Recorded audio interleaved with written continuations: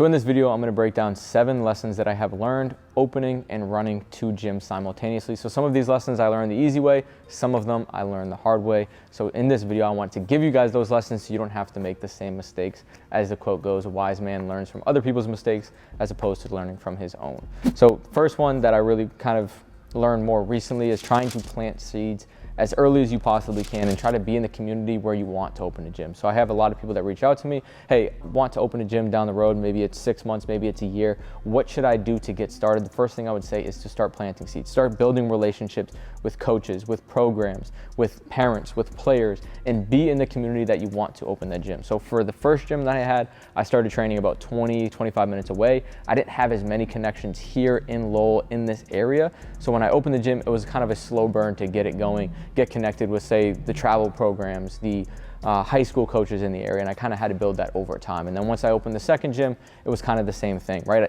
By then I had a great community here. A lot of people knew me, but 30 minutes south, not the same, right? A lot of these high school coaches I didn't really have relationships with, travel directors. So again, it took a little bit more time. And the next point to that is when you are opening the gym, first gym, I kind of had the hype because I already had the players. But the second gym where I kind of learned this lesson is I didn't necessarily have a base there, but I didn't build up enough hype before the gym was open. I kind of waited until the gym was open, then try to build hype, then try to get the kids. So instead, trying to build as much hype, get as many connections as you possibly can before the gym opens, even trying to schedule people out. So on that first day, you already have kids, you can hit the ground running and be busy. So it depends on your situation, but that is a quick first lesson that I learned. Now, the second point is know your competitive advantage. Now, there's 2 different points to this. One, as a trainer, as a business person, but also for the gym itself. So as a trainer, what's my competitive advantage? I can train. I already have the kids. I'm going to lean into that. That is my skill. And then I'm going to kind of supplement around that. Maybe you guys are a marketing major and you're just really passionate about basketball. Lean into that. Be really good at marketing. Now you kind of need to learn the skill of training. Maybe you need to hire somebody else out. Again, try to lean into whatever competitive advantage that you have. Everyone's different. Maybe you're a pro player. You have a lot of kids, that look up to you. Cool, utilize that. And then from the gym perspective, what's your competitive advantage as a gym? So before you're going in and trying to get this gym, what makes your gym different? For me, this gym, great location. Not many around. This is completely private, right? There's just a half court, it's private, it's not a huge facility.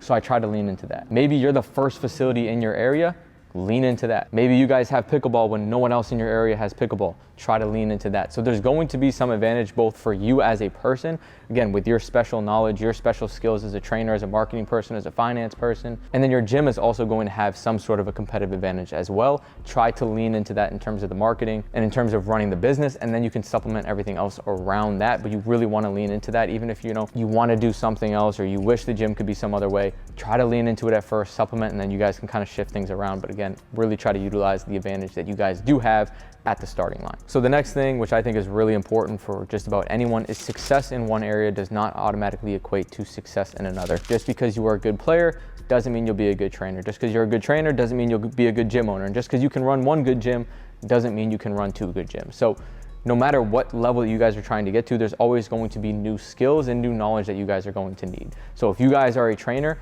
don't be content that, hey, I'm a good trainer, I'm gonna open this gym and it's just gonna work out. There's going to be new skills that you are going to need.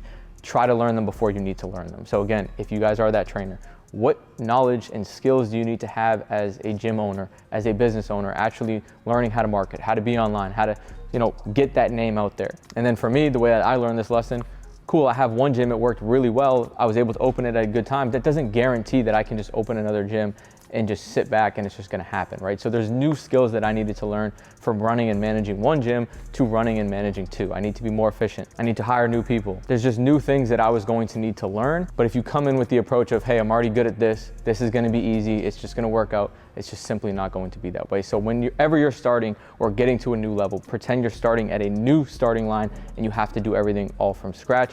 And again, just because you're successful one time or successful at this other thing doesn't mean it's going to equate to something else in a different area. The fourth thing, which I think is a super important lesson for you guys, if you guys haven't opened a gym yet, or even if you want to expand and open another one, is negotiate good terms.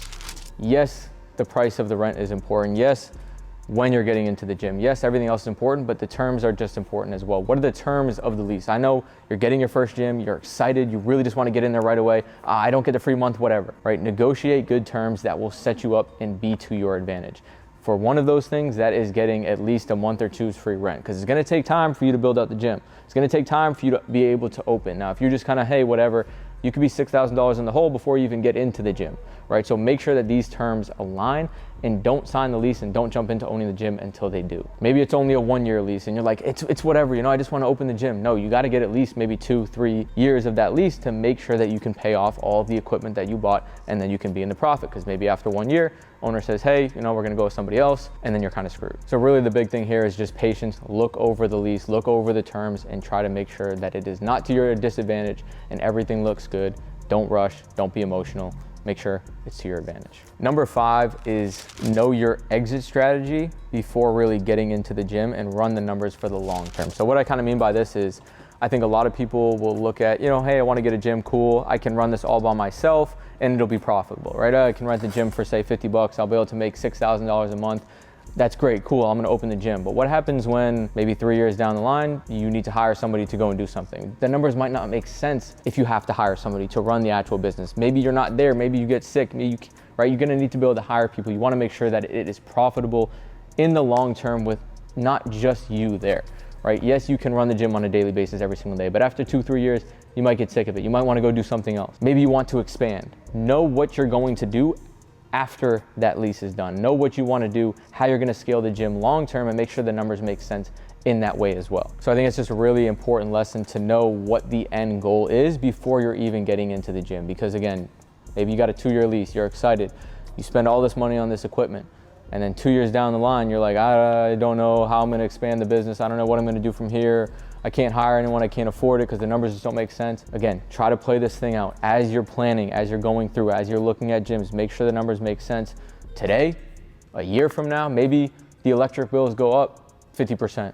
Can you still afford it? Maybe you break your leg and you can't train. Can you still afford to hire somebody else out and make the gym run profitable? So try to play a lot of these scenarios out when you're in that planning phase. And again, 6 months, 6 years, 60 years. Not necessarily 60, but you guys get the point. Next point, the 6th point, I think, which has been worked out really well for us, is the online booking system. I've seen a lot of gyms. There's a lot of gyms in this area. You can't even go on and book a court online. A lot of people don't want to have to pick up the phone, call, bring cash, pay every single time. They don't even know how to pay. They don't know how it works.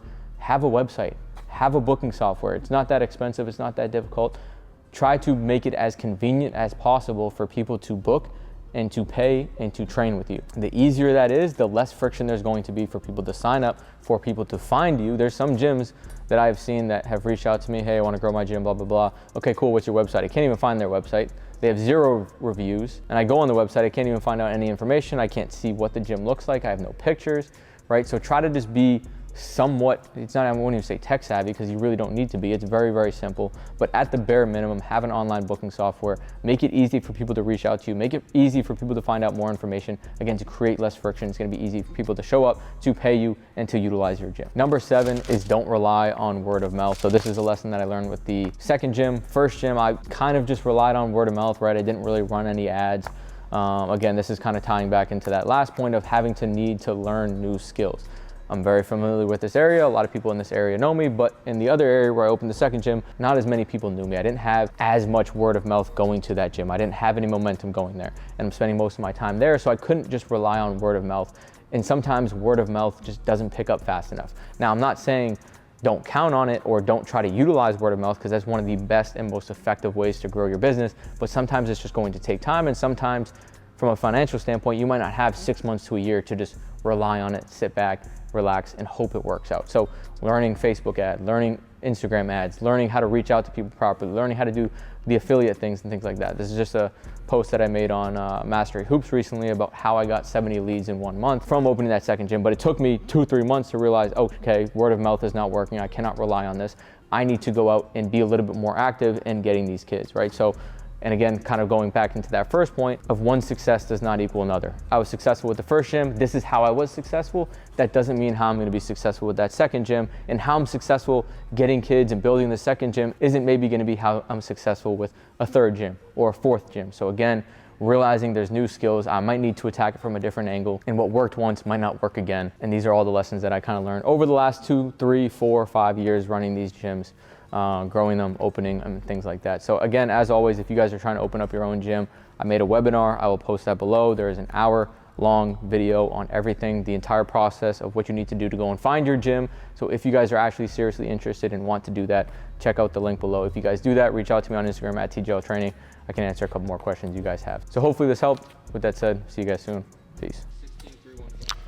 Yo, make sure you guys are subscribed. We're trying to get to 100,000 subscribers by the end of the year. Make it happen. Thanks.